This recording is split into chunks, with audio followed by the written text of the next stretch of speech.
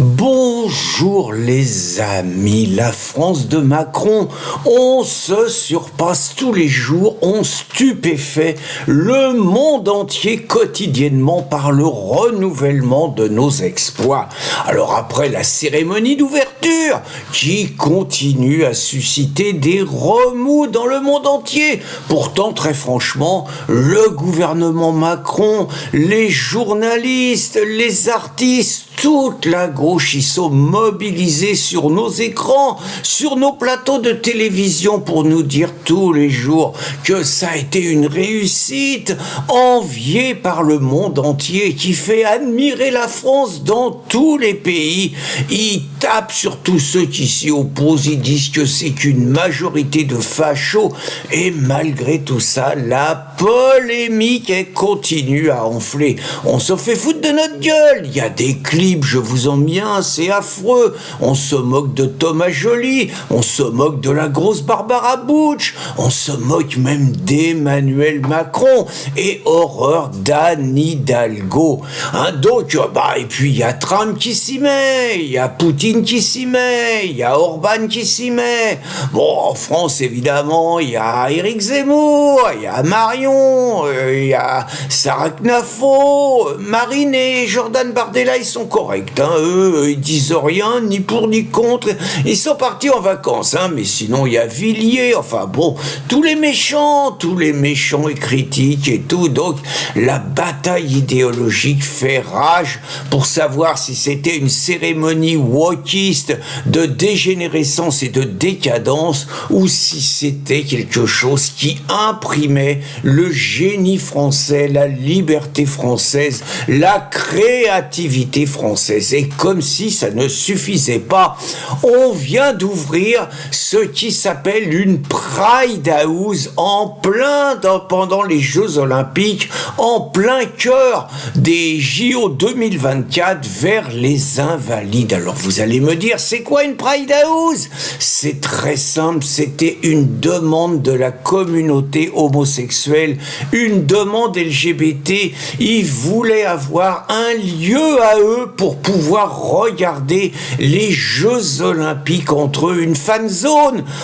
Parce que les hétéros, ils puent des pieds, les hétéros, ils sentent la sueur, les hétéros, ils puent de la gueule, les hétéros, ils sont vulgaires. Vous voyez, c'est pas la même chose de regarder les exploits de Léon Marchand quand on est qu'entre soi, entre homosexuels, sans être obligé de partager ça avec des gens qui préfèrent le sexe opposé. C'est un supplice abominable, donc ils ont préféré vivre ça entre eux. Et puis, naturellement, Amélie Oudéa Castéra, qui réussit l'exploit d'avoir l'air toujours plus bête sur chaque photo, elle était là pour amener quelque part la caution de la France, la caution du gouvernement à cette revendication que certains jugeront un tout petit peu communautaire. Mais moi, je sens bien que ça prépare d'autres revendications, parce que les Jeux Olympiques pour les homosexuels, c'est terrible d'être obligé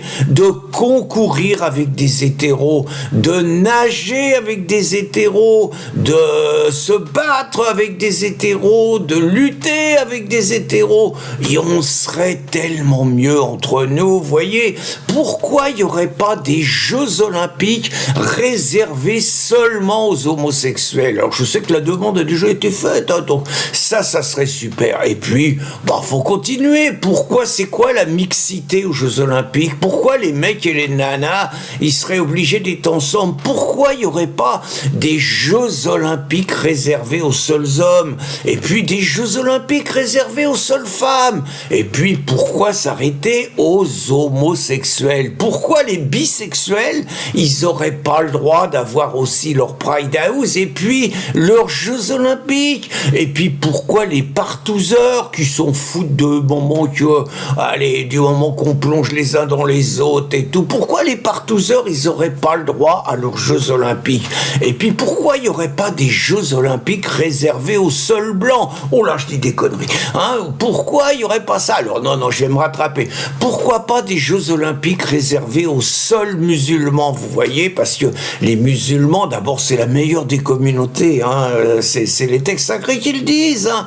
Puis les musulmans, ils sont mieux entre eux, sans les infidèles. Chaque fois qu'il y a des infidèles, ça les énerve et tout, puis des fois, il y a des dérapages.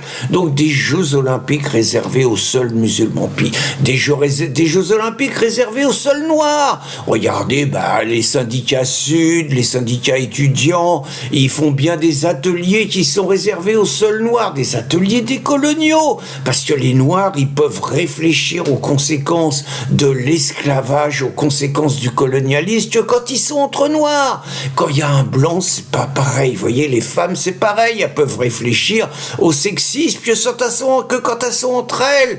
Quand il y a un homme qui est là, c'est pas pareil, elles réfléchissent pas de la même façon, vous voyez.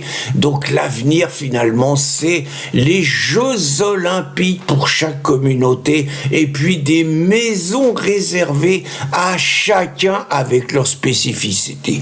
Et puis qu'on vienne pas nous dire que les Jeux Olympiques, c'est l'universalisme, les Jeux Olympiques, c'est le vivre ensemble, les Jeux Olympiques, c'est la communion de tous les êtres, quelle que soit leur différence, quelle que soit leur spécificité.